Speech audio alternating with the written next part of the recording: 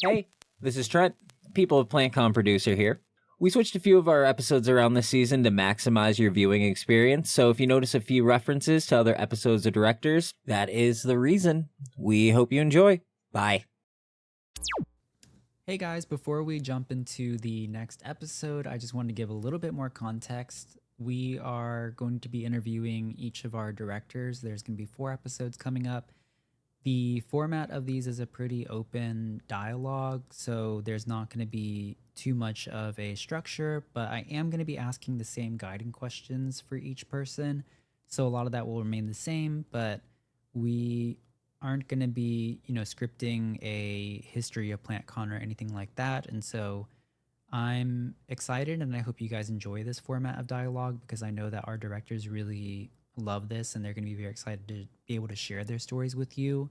And we've been very excited to do this, so I hope you guys enjoy. Thank you.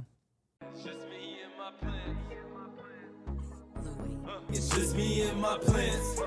Sometimes I water them. Sometimes I walk around the yard and show my daughter them. It's just me and my plants. I'm in the gardening. They call me soft, but all these bars I still go hard in them. It's just me and my plants. Sometimes I water them. Sometimes I walk around the yard and show my daughter them. It's just me and my plants. I'm in the gardening. Hi, everybody. Welcome to our second official episode of PlantCon Talks, our podcast that introduces you to the humans behind PlantCon.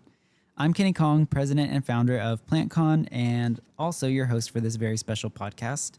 We're going to be starting this season and series by introducing you to our directors. We're actually all on site right now prepping for PlantCon, and we're coming to you live from our hotel room. Dallas is special for our next guest because this was her first official PlantCon on the team, and we've come such a long way since then. Her work has grown our social media following from 2,000 followers to almost 33,000 now, all over the span of a year and 3 months. This has absolutely jump-started the growth of this team and the expansion of PlantCon from 1 PlantCon in 2023, 2 in 2024, 4 this year in 2025, and we're expecting 6 next year in 2026. So please do us the honor of introducing yourself to our audience, starting with who you are and what you do.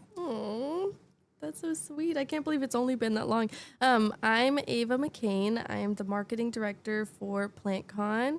I think I've been here for, a little over a year. That's kind of insane. I feel like I've been here since the beginning. I don't know. I feel like I've been here years. It's insane to think of how much has changed in so little time. But yeah, I'm Ava. I'm the marketing director. Sorry. No, I think it's been a year and 3 months since down? Houston Plant Market, I think. Since you started. I think so. I'd have to check my LinkedIn. So I remember we threw your plant anniversary in January or something. Yeah, but I think that was since HPM too, maybe? I think that was HPM. Yeah. Anyways. That's crazy. All right. Usually this is the big shocker question, but how old are you? I'm 26. Wait, you're the same age as Gladys? Yeah, I am. I didn't know that. I know. Both so young. Cam's the youngest. Cam's baby. Yeah. How old is Cam? I think he's 25. Wow. Which, oh my God, it's crazy. Yeah. Now I'm getting old. Sabrina Carpenter has my same birthday exactly. Really? Yeah. Did you celebrate together? I wish. Okay, let's see. Okay, so yeah, Gladys is also 26, so we've got a very, very young board. Yeah. So before you were director of marketing, what were you on this team? Like, what did you start out as in really basic terms, and what was the journey to where you are now? Yeah. I started as a social media coordinator for Houston Plant Market, which is such a funny story how I found out about it too. I'm sure we'll dive into that. But I started as social media, just doing socials for Houston Plant Market. And I remember at that time, I was like, I really just love doing social media. Like if I could just get in somewhere that I love, this can just be what I do for fun on the side. And I just need something that I'm passionate about. And so I started with there, just doing social media, and I grew that following pretty quickly. That one kind of exploded too. And then you guys needed somebody on socials for PlantCon. And so Gladys messaged me randomly on Discord one night. And she's like, would you take this over? And I was like, dude, literally I'm ready. So I took it over. And then from there, I was doing both accounts, the socials. And then from there, I kind of got looped into more and then more responsibilities from there. And and then I went into more just overseeing marketing. And then from there, I went to the marketing director. So it's kind of a crazy journey thinking, I don't know, just starting with socials and going into this has been kind of a whirlwind. Yeah. Yeah. And it moved very quickly as well. Yeah. I don't know, like when we talk about this, it sounds like this happened over the course of like 3 years or something with people, but this was like, it happened in, I think, under a year. Yes. And I think that's how this always moves. Like, I think Gladys and I are probably the slowest movement or something just because, I don't know, it took a while, but I think like when we talked to Tay, especially, Tay was just a planter and went to director within the span of like 3 months or something like that, 4 months. That's crazy. And then Cameron also was like our newest director as well. And he started later than you did. Yeah. So yeah. What other things does marketing oversee? Like what's under your department? A lot, honestly. So I oversee obviously any of the print materials, the graphics that you're seeing are under me. I oversee the podcast that you're listening to right now. Public relations, I look over, I'm trying to think of another one. Hold on. My brain is not working right now. Social media is a good one. Creator Collective, the website, all of those things are underneath marketing. So anywhere you see us, that is us, the marketing side doing that. Yeah. You have it's a big department. Yeah. And diverse. It's very different.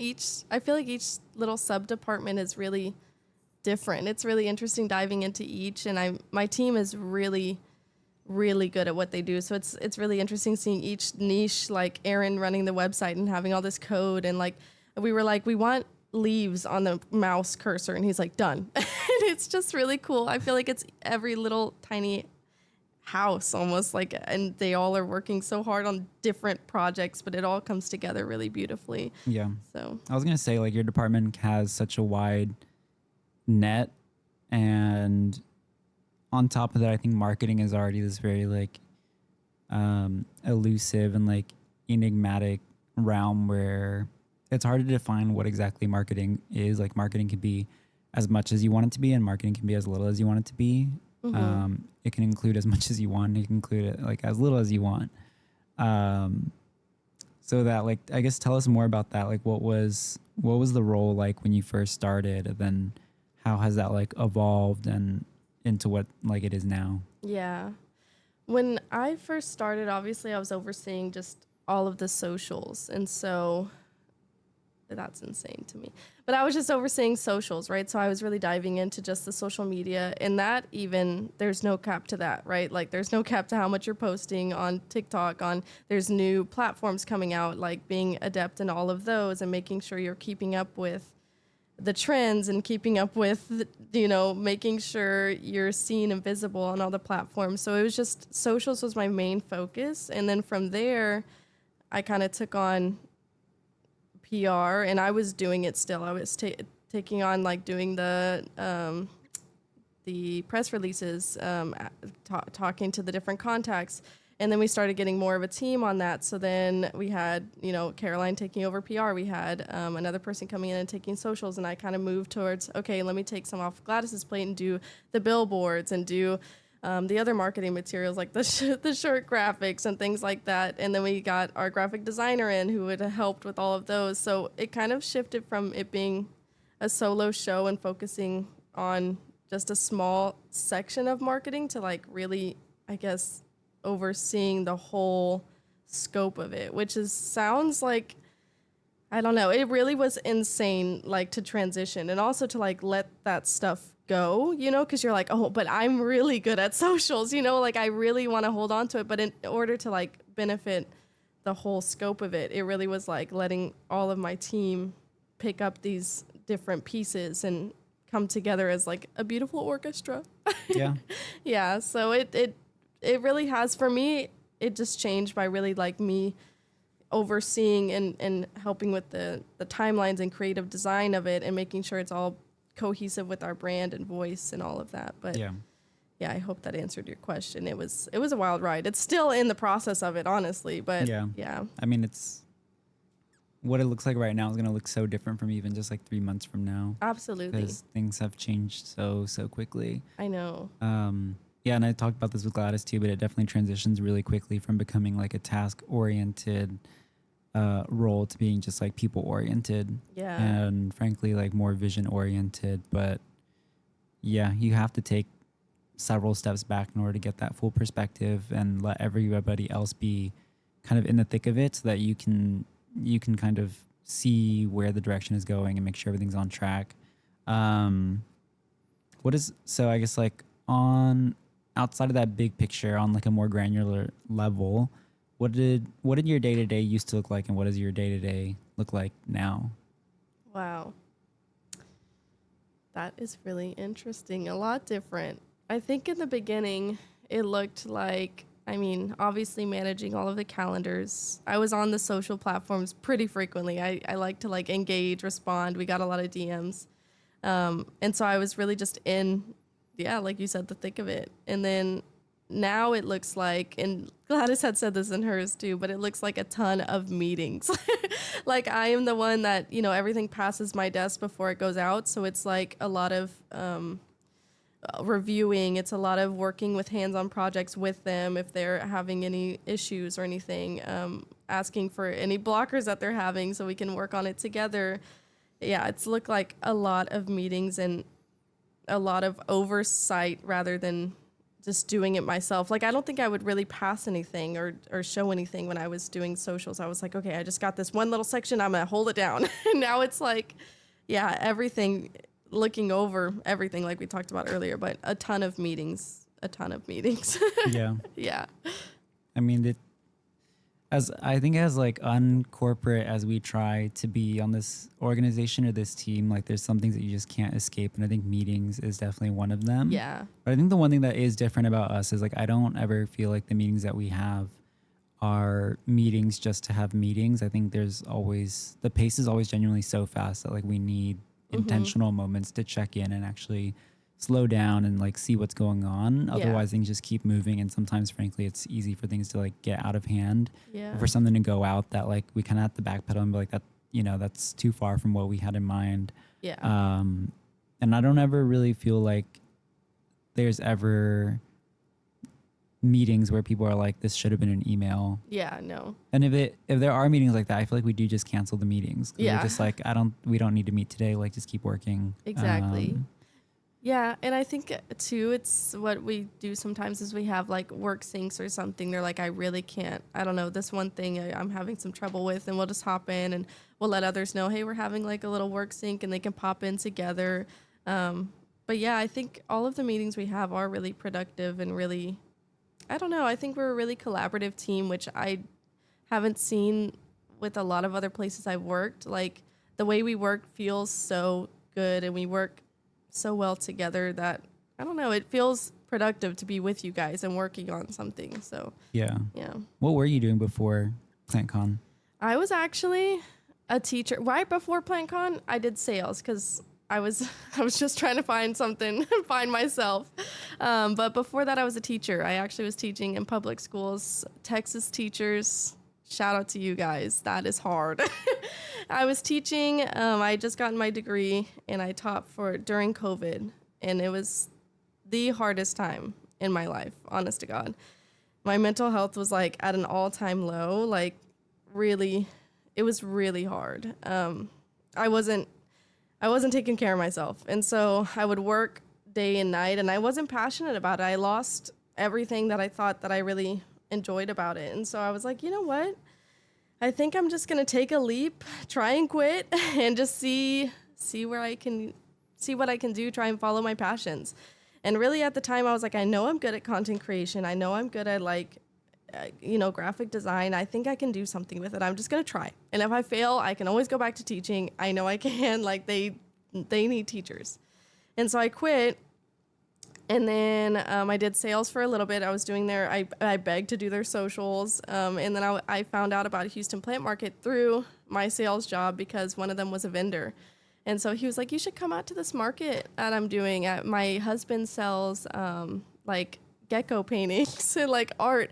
And I was like, oh my God, okay, I'll come by and see it. And when I went to the market, I was like, oh yeah, this is crazy. Like, this is so cool. I have to look him up on socials. And y'all just happen to be hiring. And I was like, oh my God, I have to apply right now. And I didn't think I would get it. And now I'm here. That's actually crazy. Like that when you found us, like we were hiring, because I think a lot of times people find us and then they wait a little while and then we're hiring. And our hiring cycles are not long. Yeah. Like, I applied right away. Yeah. Like I think our apps are usually just open a couple of days because we're always moving so quickly that like we can never afford to leave our applications that long because we work really hard on applications as well. And so it takes a while for them to get out. And by the time they're out, we're like, oh, we were supposed to make a decision like last week already, but we're already a week behind. Yeah. So we can only leave them out for like a couple of days. But recently the applications have been getting crazy. Like we put it out and there's only like a 1 week turnaround. And 100 applicants. Yeah, like 100 full applicants with like the interview, everything. It's crazy. I want to find my first interview really bad.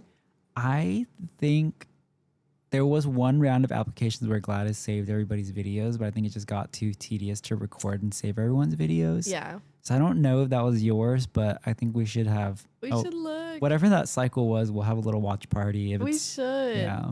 If we find it, here it is. No. Yeah, but no, it really was crazy. And I don't know. It makes me also like think people should really like, I don't know. It's really scary. And I think I am very privileged that I got to take that jump. But I'm so thankful every day that I did. Like, my God, like, can you imagine if I stayed in teaching? I'd be so miserable right now. And I don't know. And I think I really was focused on making a difference there, but you can make a difference in anything you do. Like, I really feel like I am making more of a difference here and I felt like I was fitting more into, I don't know, like the machine of like, I don't know. It was really hard there. But yeah, I think everybody should take that leap if you're able, obviously. Some people are built to be teachers and some people are just not. Yeah. You have to fight very hard to make a difference there. It's hard. It's a hard job. Do you have any hobbies outside of work? Yeah, now, no hobbies. I just work. Right now, Skyrim. I've been getting back into it. That's my comfort game. I've been playing it nonstop. And also, I kind of like Gladys. I like art, clay, things like that. But walking has been a big one. I've been trying to go to the gym and walk more and take care of my health.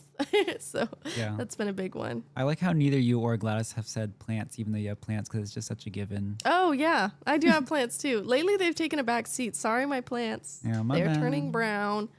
We're too busy organizing events for all the other plants in the world. I know. They are not looking too... They're a little crispy right now, but I just moved, too. So it's been like... Yeah, they're not happy with me. I knock them over all the time, and I'm like, oh, man.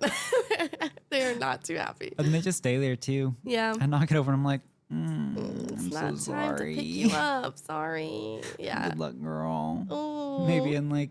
Once Dallas is over in 3 weeks, I'll come back. And I'd never seen such a big mealybug until I came to your house.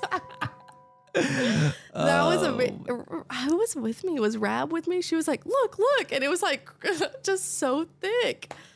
Yeah, it was amazing. I think I've cultivated like a super breed of mealybugs just because I just let them do their thing. And I think the difficult thing is like my plants were so healthy because I used to be very, very on top of like I had an RO system installed and I would only use reverse osmosis water.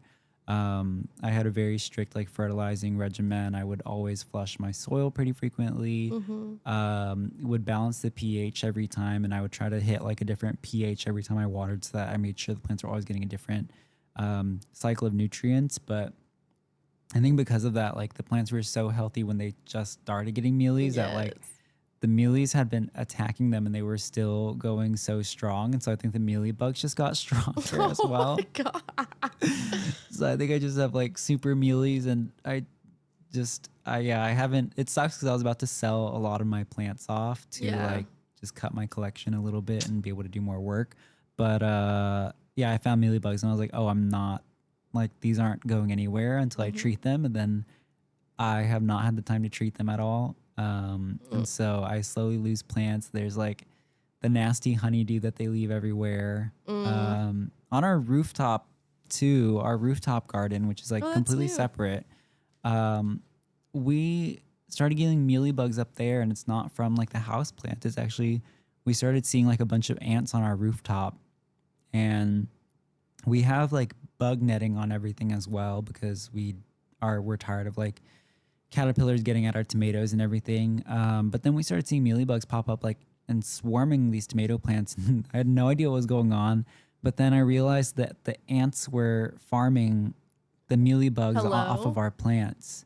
And so the ants were introducing mealybugs to our plants, like climbing under the netting, placing the mealybugs and farming them, because the mealybugs produce like that honeydew sap that ants really like. And so ants were starting to like make nests inside of our pots and bringing mealybugs with them to farm. Oh my God. So our garden actually became like their garden too. You just have a mealybug house. I do. Honestly, they're kind of cute. Like if you really think about it, they're fuzzy little guys. They're just like wanting to hang out. Fuzzy little guys trying to chill. Scale is nasty. Scale looks like... Trent said he'll take a few. Trent, you want some? They're kind of isopody. They are. You can feed them to your frogs. Exactly. Yeah. I feel like that would be a good snack. Like if I was a frog, one of those, they're probably crunchy too. An isopod is probably crunchy, but I feel like a mealybug would get stuck in your throat. Ooh. It'd be like trying to swallow a cotton ball. Actually, yeah, an isopod would be kind of yummy. But why do they call them mealybugs if they don't make good meals? Actually, yeah. Why? Probably because they're mealing on your plants. That's sick propaganda. Yeah, wait, hold on. They need a rebrand. Whoever did the branding for mealybugs, good job. Fired. Like they deceived the world actually. Oh, well, I guess that is a good thing. Yeah, because I don't know. There's nothing mealy about them. Yeah. What were we talking about before? I don't know, but shout out to the marketing for mealybugs. Shout out. I want to speak to you. We have one job for you here on the PlantCon team. We do have presentations and workshops at PlantCon, and if we could get a mealybug branding guide as a speaker for PlantCon, I think that would. All right, if you're listening. Actually, yeah, I'm curious now. Who is the scientist who is the mealybug entomologist that named them? That would be sick. And what kind of mealybugs are there? Yeah. Because I think my mealybugs are super mealybugs. They're different. Matter of fact, let's bring one in a petri dish and show it like at the presentation stage. Yeah, because we have DMV beneficials at all of our plant cons usually, and they bring Let's put one of their ladybugs against your super mealybug. Yeah. I think the mealybug wins. Oh my God. And then it's like turtle racing, but instead it's bug fighting. Yeah, I mean, they're always looking for specimens of like pests so that they can show people like how to identify different pests. Yeah. And what kind of beneficials like eat those. But I think my mealybug would be a really, really good example. They're very visible. They are. They're very clearly defined. They are, actually. All right, we have a quick word from our sponsors, and we will be right back.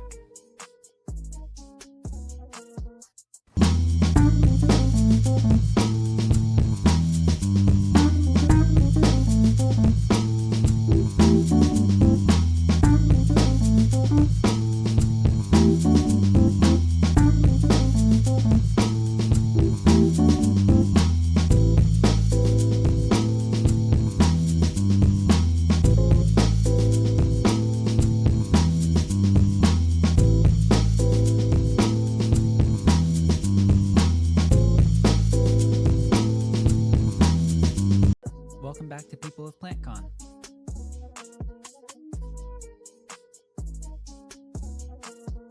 Okay, so in marketing, what have been the biggest things that you've had to learn growing into the role as the director? I'm glad I said this too, but I feel like what didn't I learn? Honestly, I think social media was kind of something that I really liked, but and I was doing for a lot. I would make people's social media accounts, like that was just I was always the start of it. But I think other than that, it really was like learning everything brand new, and that is, I think that's a strength and a weakness, because it's a strength because we aren't basing it off of anybody else, which makes it fresh and different and fun. But it also is like a lot of growth for me, and a lot of like trusting myself and making sure that like, yeah, and a lot of research, a lot of YouTube videos, a lot of a lot of looking up online. Like it was a lot of research. So what usually takes people like, a little bit of time took me like a whole day to make sure that I was like learning how to do it effectively, the best way, giving my team the best advice. And it's been a lot of learning, and not only just the marketing side of it, but the leadership side too. I think I had a lot of background to fall on with teaching, because I am used to managing timelines with little kids, and making sure they follow that, and making sure I am doing that. But it's very different to lead a team of people doing a lot of different projects and sub projects, and like how they intertwine, and making sure we're all following the same message. And yeah, it's been a lot of learning, and I'm learning every day. I feel like I remember when I first came on the team, I was like, I just want to learn everything. Like everybody on here is so like driven and smart that, picking up a little bit here and there ended up being like, I've learned so much. I don't even know where to start. Yeah. And it's been like no time at all in between. Yeah. I feel like my brain, I remember after Houston thinking, God, I feel like I'm on fire. Like I learned so much. I did it. I was so proud of myself. Because Houston, I think, was the first one where I really was marketing director, this last one. And so I was really overseeing all of the teams, and like there was new teams. The podcast team was new. It was insane. And so I was like, man, I don't know. I remember talking to my sister and being like, I don't know if I'm fit for this. I don't know if like I can do this. If like, I don't know. And she was like, do you think Kenny came in here wanting to lead 60 plus people? No, he wanted to do something with plants, and he made it work. You can do it too. And I was like, you're right. So, but it was a lot of research and a lot of hard work. I think it's not something you just fall into and just know how to do it. And it took a lot of work and research, and a lot of time to learn. It's crazy because you realize that like when you first start doing it, you're very much doing the thing that you love. Yeah. Which, for you was just the social media at the time. Yeah. But then it's like you come to love the thing itself rather than like the things that you're doing for it. Yeah. Because at first, like, it's just the task and whatever, like, you're doing, like, you really enjoy that. Like, I enjoyed event organization and, like, leadership and blah, blah, blah, blah, blah. Yeah. But then once, like, PlantCon is a thing, and, when you're making social media posts for PlantCon, you start to love PlantCon itself. Mm-hmm. And you have to figure out ways to cultivate and invest in PlantCon that take you out of, like, the thing that you were doing that you loved, like the tasks themselves. And now it's, you have to learn and adapt and take on all these different roles for PlantCon itself. Yeah. I think that's really lucky, because I think a lot of people, they enjoy doing something like, people love doing graphic design and stuff like that. Graphic design is someone's passion. Graphic design is my passion. Yeah. And they can go from place to place and do graphic design from like thing to thing. But like, I think when you find the thing that you enjoy doing graphic design for specifically, which is like when you found out that you really like doing social media for PlantCon specifically, Right.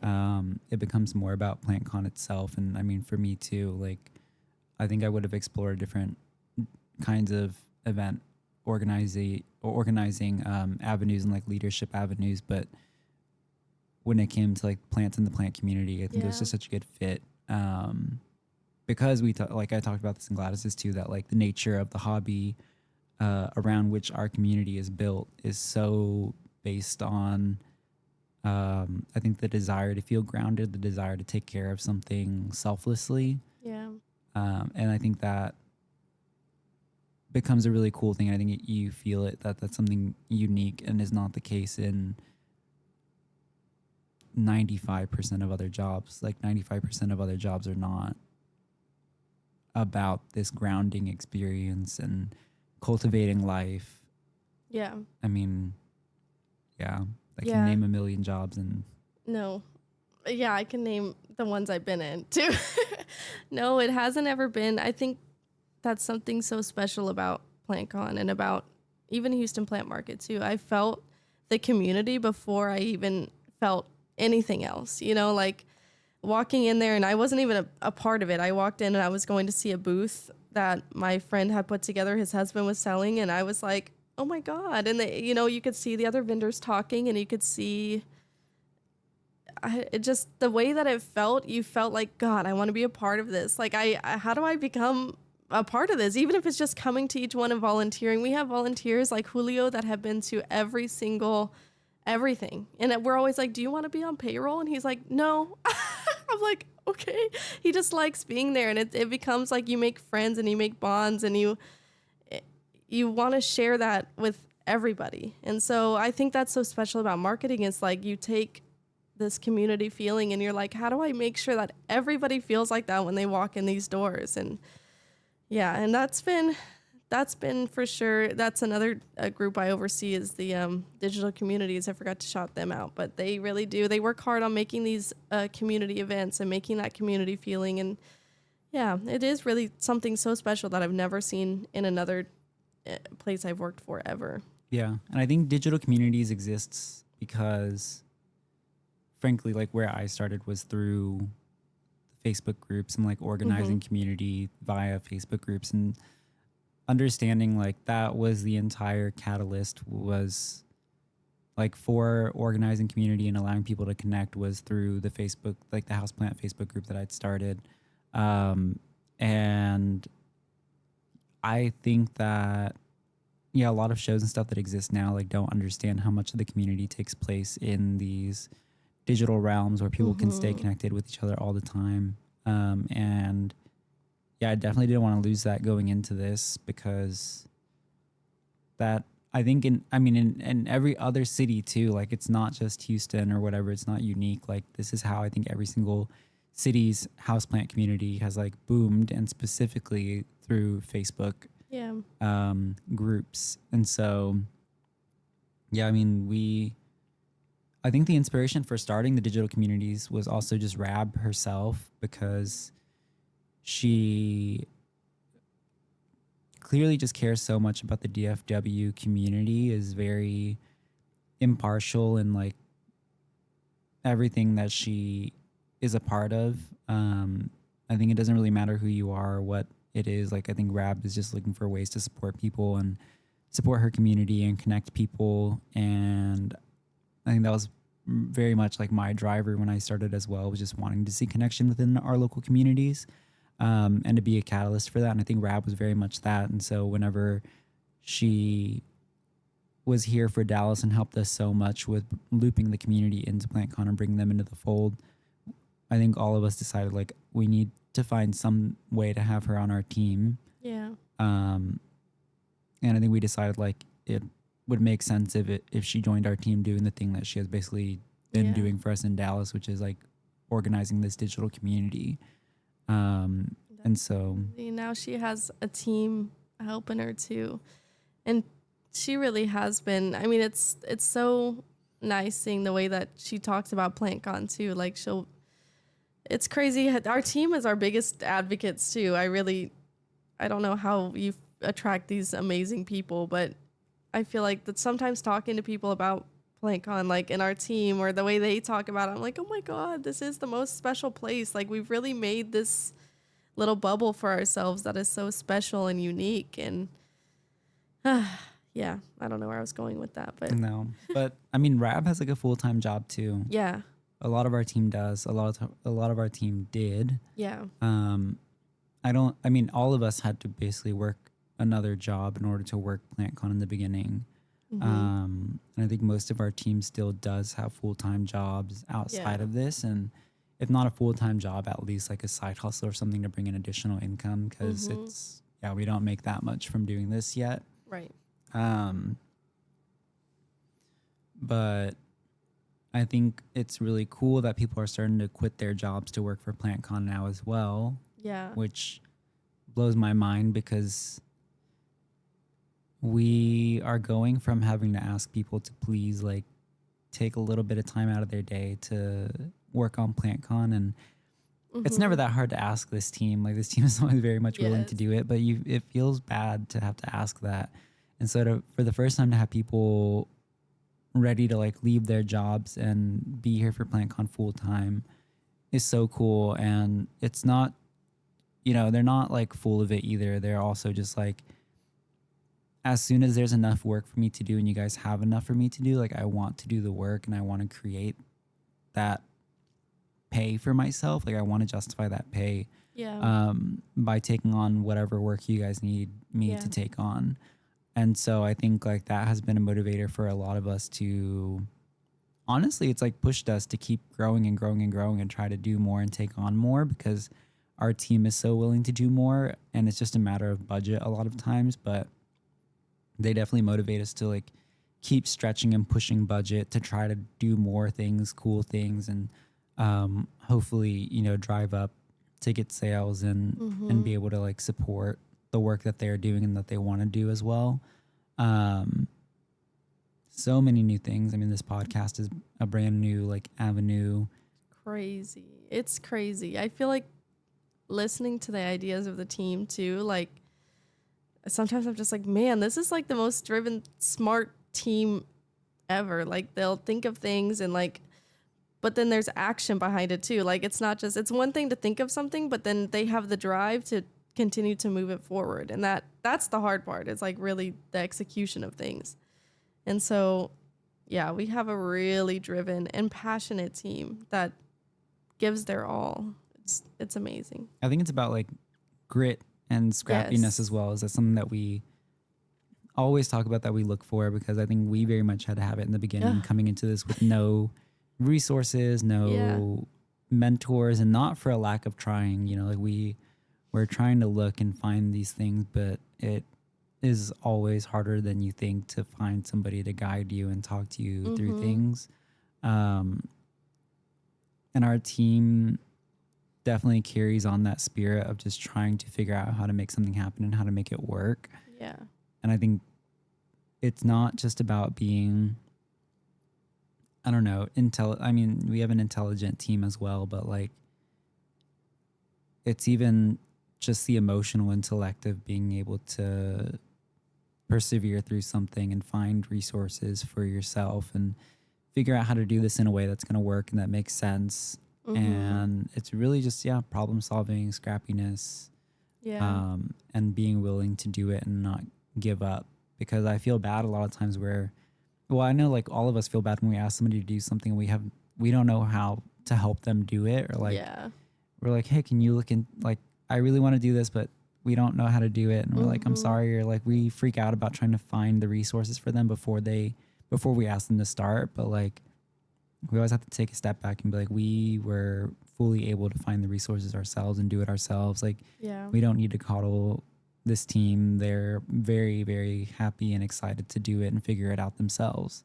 And they want the challenge as well. Right. So, and also it gives a chance for them to make their mark on. I feel so fortunate that I got to make my mark. Like even starting the socials, I was like, wow, this is mine, like I get to make this part of PlantCon me, or like I get to put my effort and energy into this. And I wanted to give my all to it. And I was like, I love this. Like it was so fun for me. And so I think of that sometimes. I'm like, wow, this is a way for them to really make their mark. Like this podcast, if I was doing everything for Trent, he wouldn't feel like he's making his mark here. So I think that's something for sure that I've had to like learn as I grow into a leader too. Like people want to make their piece in this. They want to feel like they are contributing to this large thing, and we need them to be able to make it happen. So yeah, I'm very grateful I got the chance. And so I'm trying to let it be where others get to too. I don't have to be in everything. I want people to have their chance to shine too. So yeah. but it's hard. It's hard to be like, hey, like I have to take a step back. I have to not have my hands in everything because you get so used to it. But as you grow, you literally have to, like, you have to let things go. And that's been so difficult for sure because I'm used to being the one that's posting on the social. I'm used to being the one that's writing the press releases. I'm used to like, so it's hard to be like, okay, you figure it out and I'll, let me know when you need me.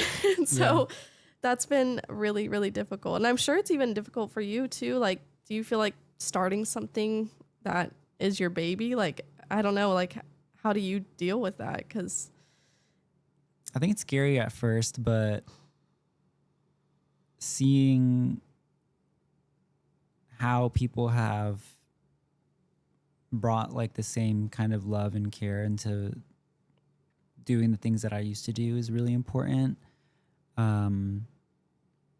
And yeah, I don't know what it is necessarily, but like when I had to take a step back from the plant markets, and I feel like none of us ever give stuff up willingly. Like we're always wanting to do it ourselves. And it's not until like we physically, emotionally, like cannot handle doing that, that we're like, I'm so sorry. Like, can you please help me with this? And our team was like, yeah, like I've literally been waiting for something to do. Like I would really love to help you with this. And then, just like finally handing it off and seeing other people take it on and realizing like, I don't know, it's nerve wracking at first, but then coming back and realizing like, oh, like they're doing things the same way that I would. They care about it as much as I do. They love it as much as I do. I mean, that makes it very, very meaningful. And now that's why I try to advocate as much for empowering the team to have full ownership in their roles. Cause I think like a sense of ownership is really important as well to people to feel like they have agency and authority to, I guess, assert themselves in these roles and shape it and influence it on their own without being micromanaged or having to check in with us super frequently. And that's been really cool to just see like exhibitors that used to DM me directly. And I still do get DMs, but I feel very confident whenever I do routing them through the exhibitor team and saying like, at this point, honestly, they will take better care of you than I can.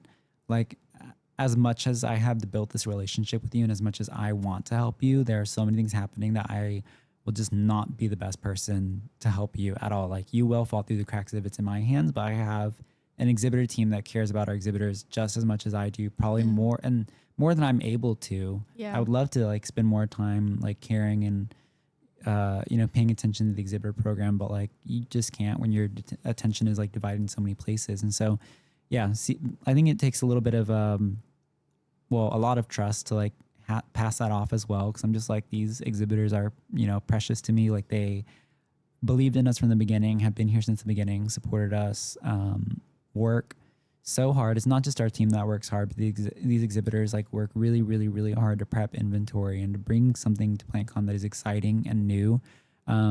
They could just bring stuff just to make money, but I think a lot of them genuinely enjoy it and love it. And so it's not just about bringing out plants that would make them money, but just like bringing something cool that's different and impressive and fun as well, and contributes to PlantCon in the same way that all of our team members want to contribute to the team. I think exhibitors try to contribute in their own way by having like cool booths and stuff like that as well. So I don't know, just I think everybody sees what PlantCon does and the care that goes into it, and everybody wants to maintain that and uphold it. No matter who you are. Our volunteers as well are actually like, they always blow my mind because I will fully have a director badge on, fully have, president and founder on the badge, the shirt, whatever. And I'll like walk into a space and they're like, do you have a ticket? I love them. And I never am like, I'm the president, actually, like back off. I'm always just like, I'm like, that's so fair. I'm like, I'll be right back. Let me get my ticket. Like, let me get my credentials and I'll be right back. Cause they are just doing their job. And I don't want to like, I don't know. It's so cool actually to see them do their job. And I want to support them in doing that. Cause they're literally volunteers. They show up for like a couple hours, like they don't have to care that much, but they just do. Yeah. Because I think they see how hard our team works and they're just like, these are really hardworking people. And like, I should be putting in as much as they are, basically. Yeah. Even if I'm not getting paid. And yeah, our volunteers are like the coolest people. Like They are. They really like, and that's how powerful I feel like this community that has started, they just fit in immediately. Like I'll feel like I've worked with them for years sometimes. I'm like, hey Joe, like, you're over there working the ticket booth. I miss you. Like, it's insane. Like I feel like the people that come into our orbit are just, I don't know. And I think kind of going back to like how you said, you just have to trust and those things. I feel like it's really interesting how much you've created such a community. I remember, and I don't know if you want me to spill your tea on this podcast, but I remember when you went through your divorce and you were like, hey guys, like on your Facebook story or on your Facebook, you're like, I know that a lot of you are reaching out to me. The best thing you can do right now is like, if you want to drop off some food or something, or, you know, if you want to like I feel like in order to build community, you have to show where you need help. And that's like, I think something biggest I've learned working here is like, yeah, letting people help and letting people in is the way, literally you have to do that to build community. And that's something I learned a lot from you too. Because even when I went through my big breakup, I was like, okay, I got to let people know how they can help instead of sitting in my room and crying all day, you know? So I think it's not only affected work, but like my personal life too. So I don't know. Yeah. I hate asking for help. I know, but I hate asking for help. I know, but it helps. I feel like when you give people a way that you want to be helped, it helps them and it helps you and it builds that trust and that community and that bond. It's so important. I feel like you're very good at it though. I know it's hard, but I do think you're very good at it. I think it's taken a lot of therapy to get to a place where I'm comfortable asking for help now. Yeah. I mean, a part of it is like asking people to work for PlantCon is basically asking them to volunteer their time. Like it's a paid position, yeah, but like is $1,000 a month for 40 hours a week of work like actually a paid position, you know? Like we can't afford to do much. And so I don't know, being able to say like to both be able to acknowledge that I'm severely underpaying this person and also I'm asking them to do a lot. Like it's hard to reconcile those two things. Yeah. And you just eventually learn like if they don't want to do it, they're not going to do it. Like they won't. They're not doing this because like you're guilting them for doing it. They're not doing it because like there's some moral obligation or they're scared to say no or something like that. Like they're doing it because they want to. And so just keep asking them, keep letting them until they say no, and then and make them feel very comfortable if they can't, you know. All right, we have a quick word from our sponsors and we will be right back.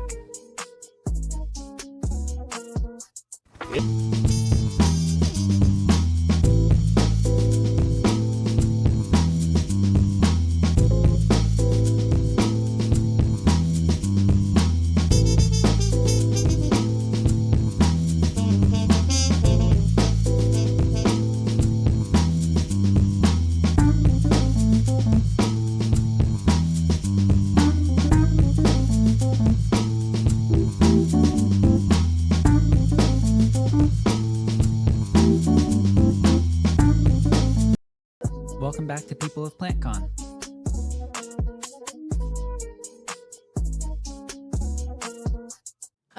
So we've just been notified by Trent that hold on, he has some insight. Now, when they're called Mealybugs, it's not because they're hungry. It's like the term cornmeal or like bone meal. You know how it's like dusty? It's because they're dusty. But they're webby. That is so It's like a sticky webby. Interesting. He was really biting his tongue over there. Yeah. That's great. We were like, is it because they're crunchy? Shrimp walked up and was like, I'm so sorry. They're so stupid. Sorry, they're you bimbos. They're so stupid.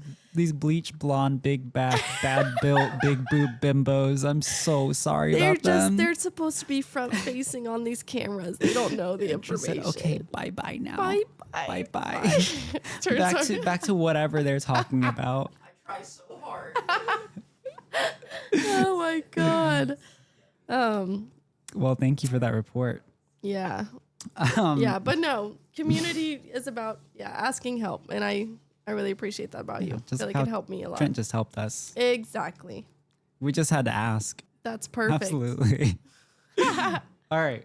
What has been your favorite PlantCon experience? So I think my very favorite was this last Houston one. I think I pushed myself in such a different way. My first Houston PlantCon, I pushed myself very physically. Like, I feel like I was in that U-Haul. I was pushing stuff. I was doing as much as I could. I was covering ground. But this last Houston PlantCon was the first time, like I said, that I was a marketing director and I was overseeing all of these teams. And I'd pushed, we were all pushing and pushing and pushing. And I was like, okay, this is where it's do or die. It's PlantCon time. Like, we're going to see how it does. We had sold so many tickets. And I think seeing all of everything that I had been working on with my team, everything my team had been working so hard on, like, just come together was insane. Like, Trent setting up the podcast, like, I didn't have to do too much. We had talked about it for so long and we had planned for so long that just seeing it boom pop up, and he was like working on it and getting people and like having all of those recordings, and then seeing social media. It was the first time that I was really like out of my hands. I wasn't filming anything, and seeing Ivy go around with like her camera, the socials, doing lives, doing this and that. It was insane. It was just insane to see like me take a step back, and I had so much more involvement in all of it too, that it felt like it was a crazy experience to see it that way and in such a different way. And it made me really appreciate the people that go behind everything. I feel like I had such a broader scope of what goes into all of the marketing, and yeah, so that was my favorite PlantCon by far, because I feel like I really had self-doubt too, being so young in any profession. Really, you start to doubt yourself. You're like, oh, is this like I talked about earlier, you start to have imposter syndrome, which I'm sure you felt too, like coming into something that is not brand new to me, but something that is new to me, and being so young and like trying to fight and be different. It proved to me I can do this. Like, 9,000, 10,000 people showed up, and I was like, you know what?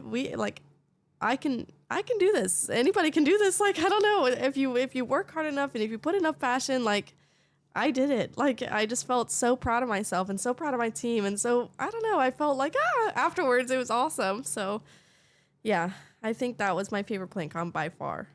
Do you have a favorite? It's hard to say. In my mind, they're all so distinct and they're all such unique accomplishments. True.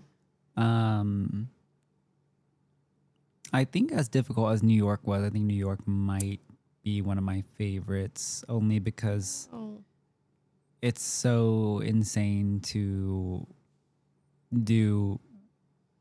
I don't know, have done an event in New York City with how difficult it was. Like, I don't think there's any city that's more difficult to do an event in than New York. Like, the fact that like all of our exhibitors are pulling up with huge trailers and huge trucks, and they're like, we have to be at the mercy of like the street parking basically. We have to ask all of them to drive into, we're in Lower East Side Manhattan, and we have to ask them to drive into Brooklyn to park their cars in a lot. And so just trying to understand, like, everyone's going to be a lot higher attention, lower patience, and yeah, going into that was very, very scary. But I think showing up and seeing that our team was really, really still just excited to be there, because I think when you talk about imposter syndrome, I think part of it is like the fear of, I don't know, not feeling qualified to like be in charge of the people that you're in charge of as well. Because it's like, sometimes like, who am I to like ask these people to do these things, like, especially when many of them are like smarter or more talented, or like have a better education in whatever you're asking them to do than you do. Like, they know more about it than you, and asking them like, and sometimes you sound dumb the way you ask them. You're like, can we do this? And they're like, that's not how it works. And you're like, oh, got it. Stupid. Oh, I messed it up again. It's so it's like, it's difficult, but I think like just being scared that like, everyone's gonna be exhausted, everyone's gonna be tired, everyone's gonna be like miserable after New York. Like, I'm gonna be the reason that everyone feels like burnt out, is because like I forced everybody to do this thing that was incredibly challenging. But then going and seeing like how happy everybody was, and realizing also like, yeah, this is going to be a really strenuous trip, but so many people are excited because this is their first time in New York. Yeah. And they, people are like in their 30s, have never been to New York City before. And like PlantCon is the reason that they were able to go, because we paid for flights and accommodation. And they're so happy to show up and work in exchange for that experience. Like, not even just in exchange for going to New York, but just to also have been a part of PlantCon New York was such a big deal for so much of our team as well. Yeah. That they were like, I don't care. Like, it's going to be exhausting. It's going to be tiring. But like, I'm part of the reason why we did PlantCon New York. Like, that's a big thing to a lot of them as well, which was really cool because it's not just us that it's a big deal for. Right. But it's the whole team. So I think New York was my favorite experience because it just showed like, no matter how difficult and challenging something can be, like this team is so down for it all the time anyways. And like, we can trust them. I think like right now, I think this is something, because I'm still learning it right now, but I think like this is something soon that like you, Cameron, Gladys, and Tay will need to learn. And I think especially Gladys and Tay, they're so in the thick of it still, but like sometimes I have to realize that like me hanging around and watching everybody work because I feel too guilty to leave is just not productive. Yeah. And frankly, the most productive thing is like for me to do is to go home, like, or go to the hotel room and like rest or sleep. And so I can be like in a better headspace later on. Cause you never know like what is going to happen later on, what happens tomorrow, what kind of call you get, like, in being well rested, being the one person that is like well rested can actually save everybody else who is like exhausted. Right. And sometimes nothing happens. You go home, you go back, you rest, and you're ready and whatever, and nothing happens. And then you feel kind of shitty because, everyone else has been working and you're like, hi, everybody. Like you're glowing and they have like dark circles and everything like that. I think especially for me, like now doing interviews and stuff like that, like I notice how much more I dread interviews when I know that I'm going to be tired and when I'm going to be exhausted for them. And so trying to not feel guilty asking, the other directors and the team if like, can I sleep in a little bit so I'm not tired for this? And I'm like, I know that means that, you guys have to, in my mind, you guys have to pick up the slack because I'm cutting out early. But in reality, like when I don't do that and I'm there anyways, there's nothing for me to do because everyone is working. And so I'm just like standing there observing and overstimulated. And yeah, learning like to not feel obligated to stay there and be the one that like has to be in the trenches, because sometimes that just wears you out and is not actually going to be helpful for the team like long term when you're burnt out. And so doing what is also sustainable for you is important. I think like Tay and Gladys especially are in there doing as much as they can and being as hands-on as they can possibly be. But I think once everyone's able to take a step back and feel comfortable, honestly just resting and not feeling obligated to work just for the sake of working, or like working just to not feel bad that you weren't working. Right. I think that's really important. And I don't know, I'm still always very self-conscious about like the optics of it, of like cutting out early and leaving. But I don't know, until it becomes a problem, I guess I have to not make it a problem. Like I can't be the only one that makes it a problem when it's not, because that isn't helpful to anybody. But maybe just encouraging everybody like, hey, if like you don't want me to rest and you're not cool with it, like let me know. And I think adopting that for all of the directors will be really important. Right. Because I think finding moments of rest, especially because we're such a fast moving and like, there's always something to do. Like I think our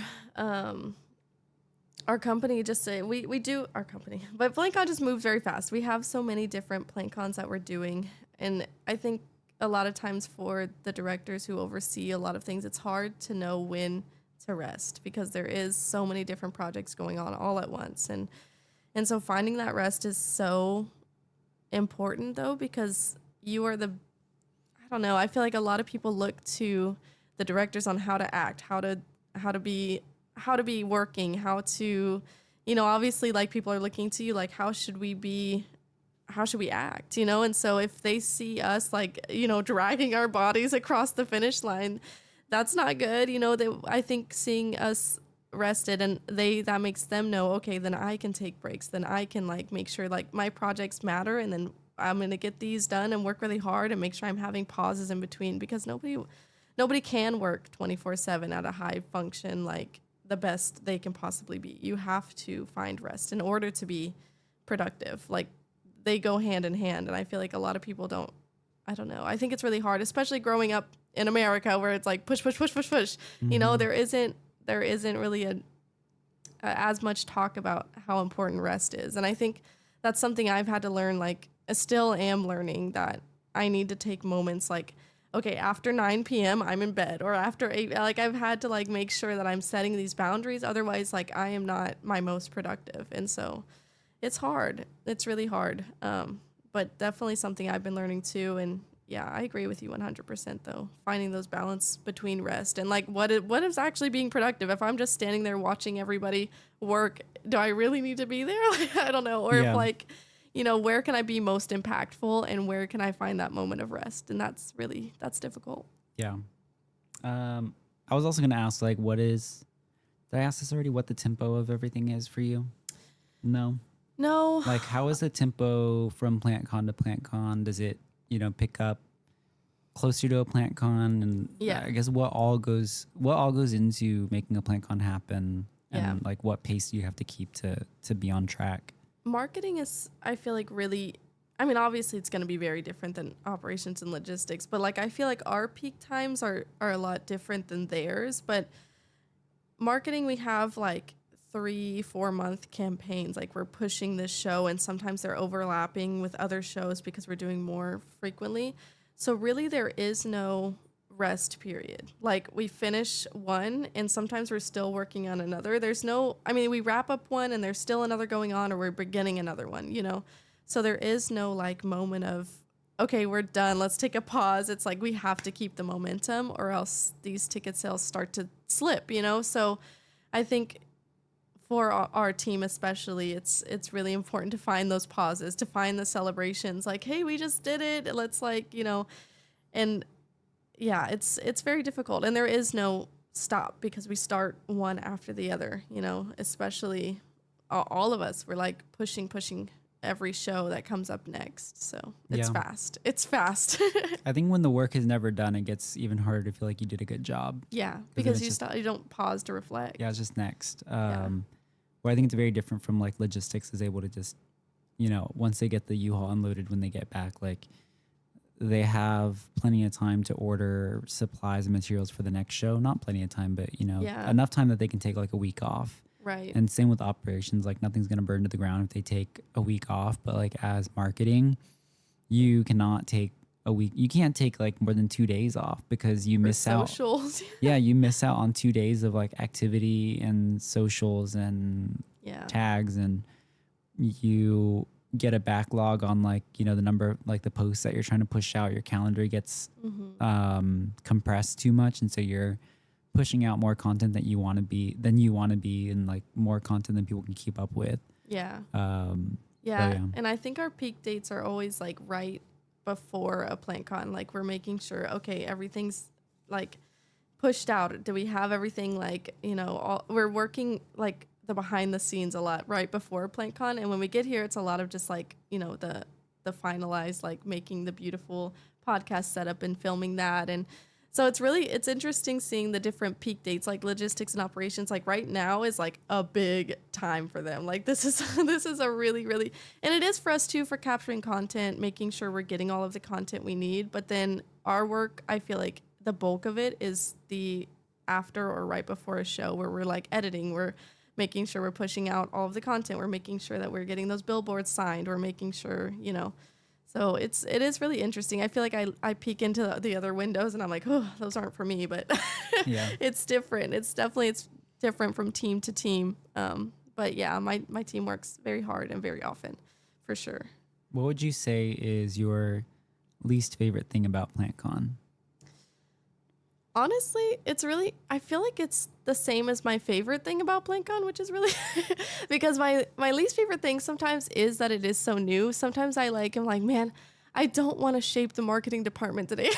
I'm like, I don't want to like have to make, I don't want to have to like shape something so new and mold something so new because it takes so much energy. But then I look and I'm like, wow, I molded, like I made a big part in this. And like, it's something I'm so proud of too. So I think it's my least favorite and my favorite part. I'm sure you feel similarly. Like sometimes you're like, I don't want to shape this whole organization, but it is also the best part about being so new is you get to shape it and you get to make your mark.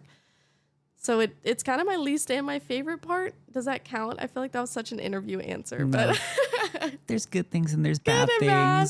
I do. That's honest to God what it is though. Cause I feel like sometimes it is so new, like, PlantCon itself is only how old now? 2.5 years. So it sometimes feels like we're really starting like from scratch or like, starting things brand new and it's exhausting sometimes, you work a lot. And so sometimes you get like, I'll be honest, sometimes I felt that burnout and I've talked with you guys about it where I'm like, I'm exhausted. Like I can't give more of myself to this. Like, and that's where those moments of rest really come in because without those, like you give yourself, it's like this big beast, and you get to make your mark and make this beautiful big thing and cultivate this community. But at the same time, if you don't take those steps back, you like really, it's a lot. It's a lot to do. I think like the beast is never done eating. Like, oh no, it will eat as much as you give it. Yes, she is hungry because she has ate me down. That's for sure. I have been eaten through. But no, I also feel like, it is something that's, I don't know, a big highlight of my career too. I never thought that I would be in this position. I remember dreaming about being somewhere like this and having somebody to trust me to do this. I was like, I know if I can get my foot in the door, I can do it, And so, it's definitely my least and my favorite part about it is, and like you said in Gladys's interview, I was listening into this part where you have those nights where you're so stressed because oh my God, it's me in charge of that. Like, I don't know, like the ticket sales, if they're low, like that's me, so I think, and my team. So I think it's like, it's really interesting that, but then again, and when the ticket sales are amazing, I'm like, that's me. Yeah. So it's that double-edged sword for sure. I think it makes sense that the most challenging thing is also the most rewarding thing. Yes. Yeah, for sure. Fighting that imposter syndrome. That's why Houston was my favorite. That was honestly one of my most challenging shows, but it was my favorite because we did it. Like that was a huge, it felt like I was on top of the world. Like we were able to make that happen. Like, oh my God. Yeah. So, and there was a really clear data from the show before because it was in the same spot. So to see it from the one before to that one, there was just clear data of how much we had put in. So that was really cool. Yeah, especially coming out. I mean, I'm sure we'll talk about it eventually someday on this podcast. And I think people should definitely stick around for it because there's so much that happens that is not good. Ugh. Like we were coming off such a tumultuous time heading into Houston. And right. I think if Houston hadn't gone the way it did, I think it could have been very easy to feel very, very defeated because things were really, really frankly bad leading into Houston. And we really needed it to go well. And we needed Houston to be a reminder of like, this is how it's supposed to be and how it is supposed to go because this is who we are. Right. So I'm also very, very thankful. I think that Houston was very pivotal to like keeping our momentum up and pushing us through New York. And now this is the shortest turnaround that we've ever had between shows, New York and Dallas. I think. Oh my gosh. It was six weeks or something. Something insane. We overlapped the two. That was my first time really overlapping the two campaigns. That was a struggle in itself because I'm in double the post, double the that was crazy. Yeah. But so that's been a struggle in itself, but we did it. Like I feel like every time we do something, I'm like, wow, we are awesome and unstoppable. But it definitely, there's challenges. And the show before Houston it was really hard. I think it was our first time out of Texas. And that in itself was so difficult because we're reaching a new audience that doesn't know anything about us or doesn't care about us. You had spent so long building up the Houston community that it feels like home, so the Dallas, same thing. Like this is our home, but moving outside of that, there was a lot of pressures on the team. There was a lot of pressures on like everything. Like it just felt like everything was so difficult and new, but it needed to happen. That growth period needed to happen to be able to show us we can do New York, we can do all these other things. And honestly, I think it brought in lifelong vendors from like Orlando. It brought in that from all different states, and it gave us that credibility, like, oh, they went out of Texas. They're they're big. They're actual PlantCon, like they're going around everywhere. So yeah, but that was definitely a hard show. Yeah. I mean, we got a lot of our coolest team members from Orlando as well. Yeah. So, I mean, everything always ends up being worth it. 100%. I'm really thankful for the team members that, volunteered or were involved in Orlando and ended up applying for the team and are now, a big part of this. Yeah. And Katie Costa especially was there as an ambassador for Orlando, but is now our head of operations and does so much for us and has become in such a short amount of time such like a big Huge. leader for the team. I'll be asking her questions. Yeah. I'm like, Katie, how do I do this? She put, this is pivotal, guys. She put an emoji in our Discord server. Okay, you have to understand, we have these emojis, and she went in and it said, Katie added big boobs. Okay, and then Katie screenshotted it, said, what? And it was this like emoji with big boobs. And we all use it now. It just is like the way she's integrated into our culture just so fast. And yeah, she's amazing. I think that healed me seeing that. Anytime I was down, I would think about Katie Costa added big boobs. And it was so, and Katie is so quiet and like, I don't know, you wouldn't think Katie would add big boobs. Like that was amazing. I was like, who is this? Because I'm like, it's a big accomplishment. I feel like to make Katie laugh. Yeah, no, 100%. I'm like, I'm on top of the world. Literally, I get a laugh from Katie. I'm like, this is it. Pack it up. Funny. Pack it up. I'm Like, moving to New York. I've peaked. In the show. So like, yeah, to I don't know, see her take up our humor, I guess, so Yeah. seamlessly when I didn't realize that it was happening, I guess. I was Yeah. like, this is insane. And it made me so happy. We peaked on whatever day that was. I think that's part of what makes the emoji so used as well, is because I think it came from one of the people we expected at least from. Yeah. I remember my first emoji wave in the Discord. I started using the pregnant emoji anytime something was good. Like I was like, that's a good idea. And so you put the pregnant emoji, like, damn, that's a good idea. And then everybody started using that, and I was like, I'm on top of the world. I made it. I made it into the social circle. That is cool. Yeah, but it's funny because I feel like we go through different phases of emojis, and right now it's big boobs by Katie Costa. Yeah. I remember, I mean, our humor is not for everybody, but I feel like everyone still loves PlantCon regardless. And I remember 100%. one time somebody was like, what does the preggers emoji mean? I know, and we were like, it means like, oh, and somebody asked we're once. Like, it feels like it just means you're full of love. Like you're so full of love Like- for an idea. You're so inspired that it feels like you're pregnant with a child. No, who asked? They were like, what does keeping an eye out for Selena mean? We were like, it means like, and when it was like, it means you're keeping an eye out for something else. Like, you're looking at your task, but keeping an eye out. Yeah, she said it so poetically. She said it's like when one desires something but understands that it is fundamentally like at odds with something else The in their task at life or hand something or like something, that. yeah. And she's like, and so in pursuing one's desire, one must keep an eye out for For like, Selena. yeah. It's too good. Okay. Let's see. Selena is at its core about wanting someone. When Nikki says buns out wiener,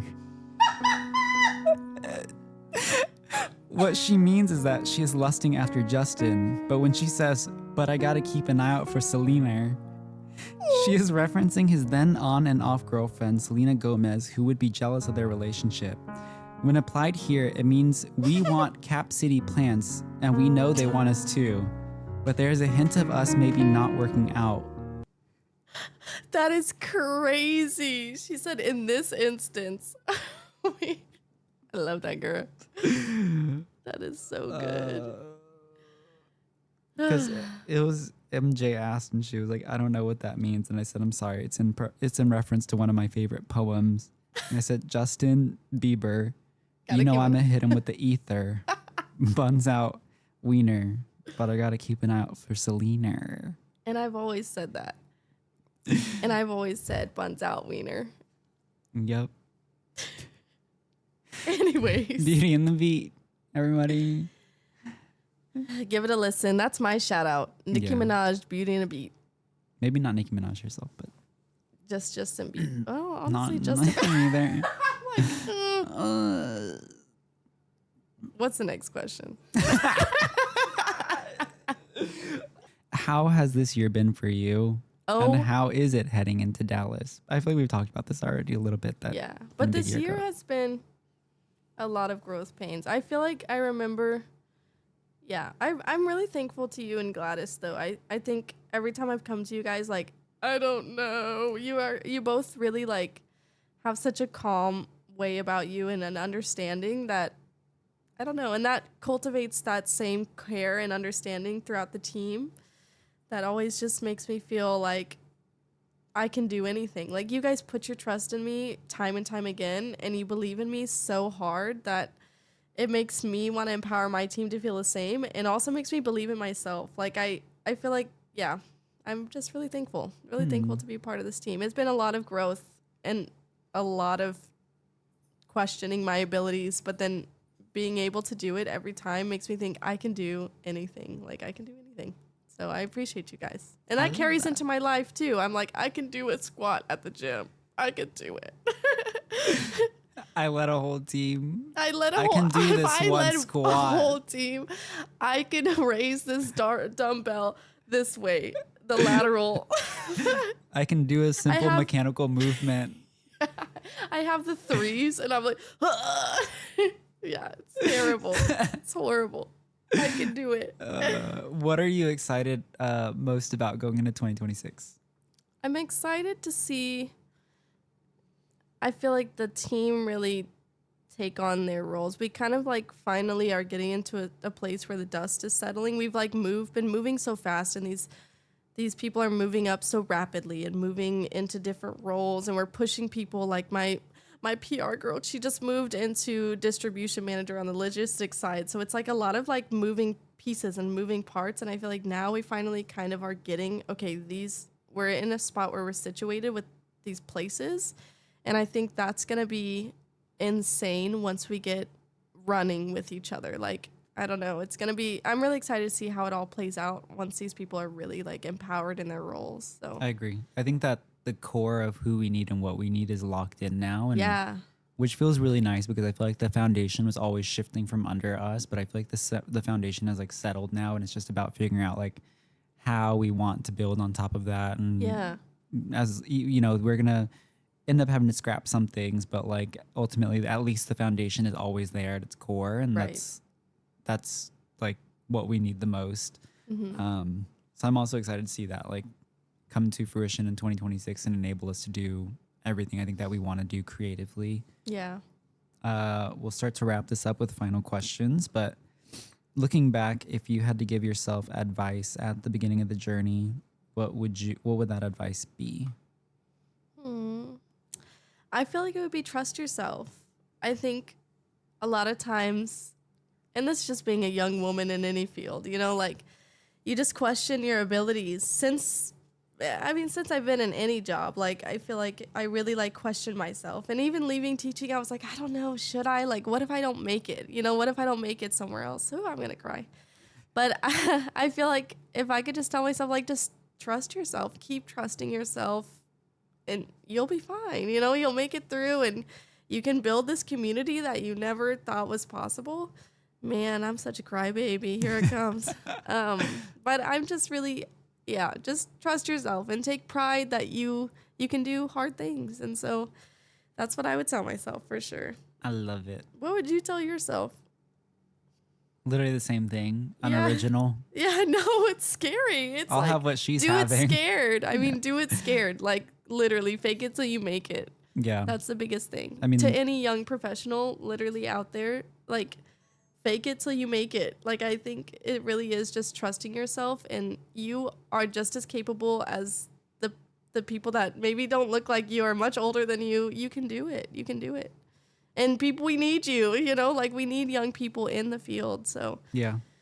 yeah. It's very weird to like, I don't know, think about these big people and also just, I don't know, and just realizing that they're people. Yes. That's Like- something when my sister was like, do you think Kenny really came into this thinking he wanted to lead this huge, massive, like not massive, but do you think he really wanted to do all of what he's doing? Like he did want to build that community, but like to be a leader and to like push all these people, he's just a person. He just likes plants and he just wanted to build this community and keep going. I literally left architecture and was just like, I don't know what I'm supposed to do next. Yeah. But- and that kind of broke something for me. I was like, you know what? You're right. If anybody can do it, I can too. And I'll prove it. I'll prove it to myself. I'll prove it to everybody. It's weird because then I also have this image of like who I'm supposed to be as the person who is like leading this, and it feels very detached from my reality a lot of times, where I'm just like, Yeah. I don't know, I'm supposed to read like a book every week or something like that. I'm supposed to like research something about the plant community, like Yeah. spend 15 minutes journaling every day, whatever. And I'm like, sometimes I'll spend an entire day just like playing games on my Switch or something. I'm like, damn, like this guy leads PlantCon. I love it. I love it. I think that's how it should be. Like there shouldn't be expectations on like these roles. If you're able to do it, no matter what you look like or how old you are, I think that's something, if you can do it, you can do it. Like, I don't know. It shouldn't Yeah. matter what you look like or what you do or your hobbies or anything. And I think that's what this podcast is kind of showing, that Yeah. we're trying to show, at least. Like none of us are buttoned up, and none of us care to be fully buttoned up. We just understand that like it's about getting out there and doing it and caring about it, Yeah. making sure that care is like translated and communicated into the final product of what you're doing. 100%.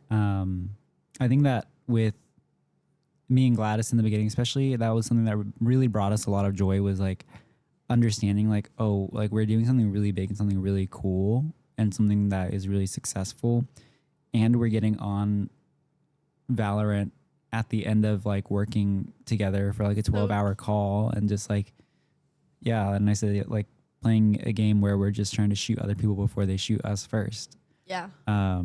And that we're able to do that, and like that we can be these people who, you know, we can be that and still be the people that are behind something that's really successful, and hopefully encourage people to just because they're not that person who reads a book every week and blah, blah, blah, like does, and it's not always performative for a lot of people, but you know, you don't have to be performative in order to be successful. Right.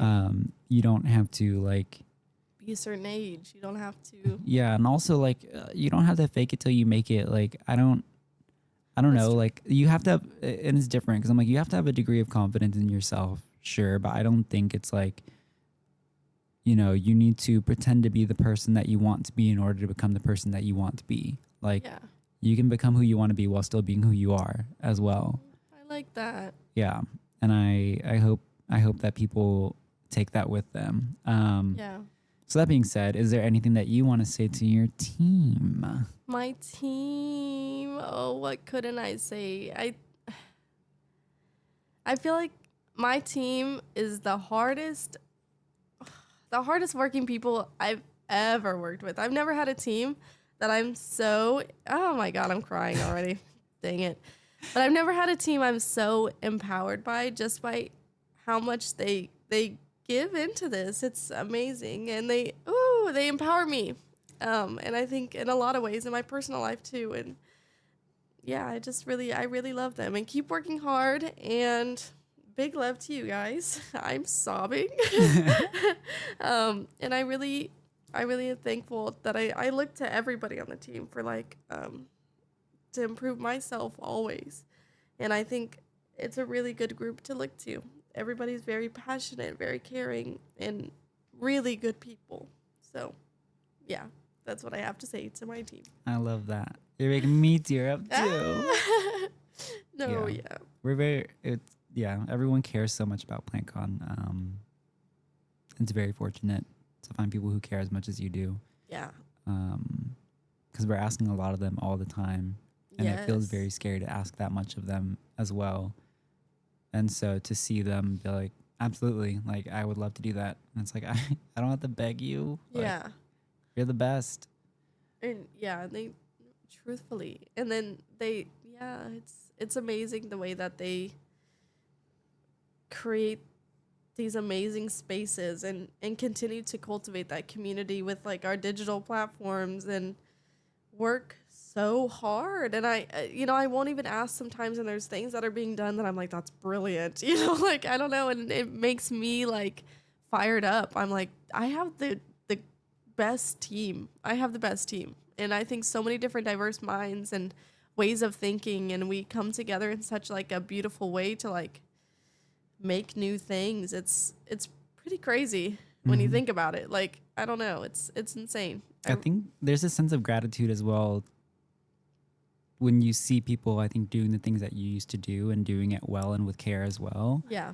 And it's just like, thank you so much for taking that and making me feel safe to like move on Yes. and focus on something else and focus on something bigger. Yeah. And like, there's probably some guilt as well where you're like, I'm really sorry for leaving you with this. Right. And, like, I know how hard it was to do this thing, but I'm leaving it to you now to figure out. I can be here to help you with it. You probably have a little bit of an easier time than I do because there's at least some shape there for you to start with. Right. But it is the guilt of like, I remember how hard this was, and I really appreciate you doing that so that I can do something else entirely now. And like, I'm sorry that I can't, fully be there with you for it. I know. And that's happening like all the time, especially I think when very early on, like everything with us was just like, if we don't do it, it doesn't happen. Yes. And so everything came from us. And so, yeah, I think it's really wonderful. I think we're super, super lucky. Lucky's a fine word, but also I think we work really hard and we care a lot. And I think that comes across well, and we attract people who are like us. So Absolutely. there's always a little bit of, a luck factor in everything. Yeah. But I definitely don't chalk it all up to luck whatsoever. I chalk it up to who we actually are as people, and what that puts out into the world, I think, from us as well. Yeah. But all right, we're going to wrap this up. Would you care for people to find you online? You can find me online. I'm Micro Ava Bowl on Instagram. Underscores in between the Ava. What is that? Micro underscore. MICRO_AVA_BLE. Yeah. Is there a W somewhere in there? I gotta have my phone. Micro. Oh, is it? I take it out? Hold on. I think it's Micro Ava Bowl, not Micro Wava Bowl. Let me see what my own. Sorry, everybody. Oh yeah, MICROW_AVA_BLE. We lied. So that's me. Good job passing that test. And that's me. There's not much. It's just my life if you want to see it. I'm gonna tell everybody when they do their socials that they're spelling it wrong. Yep, See you're if I can spelling that convince wrong. them. No, Oh, sweetheart. There's no. no W. You don't spell your name like that. No. Yeah, but that's me. Okay. Is there anything that you want to promote? I Shout out. feel like we did talk about something earlier that I was thinking that would be a good shout out. Just PlantCon, Houston Plant Market. Honestly, Houston Plant Market is a great space for local Houston markets. If you are wanting to go see your local vendors make things, you can get like things straight from your community. That is a completely different feeling and vibe of home. So if you are ever wanting to feel that sense of community and love and care, go to one of those. And we have a completely different team that works on Houston Plant Market as well that puts a lot of love and care into it. They all work full-time jobs. Yeah. So that they can afford to work on Houston Plant Market as well. And they are grinding all the time because I think they have 2 to 3 events every month. Yes. Where we are like an event every 3 months or something now. But yeah, they're working on something basically like almost every week. It's insane. Bring him a coffee and a hug. Just a thank you even. Yeah. You know? They're working hard to make these community events, but you'll feel it when you walk in there. There is so much love. So much love. It feels like you're coming home. You're going to love it. So go I to agree. those, the swaps, all of that. Any other last thoughts? That's it. That's it for me. Sorry. I can yap a lot. Yeah, you should but- be sorry. Damn. That's episode 2. Yeah. Thank you guys so much. We will be back next episode speaking to Tay, our director of logistics. So please look forward to that. Thank you, Ava. Bye.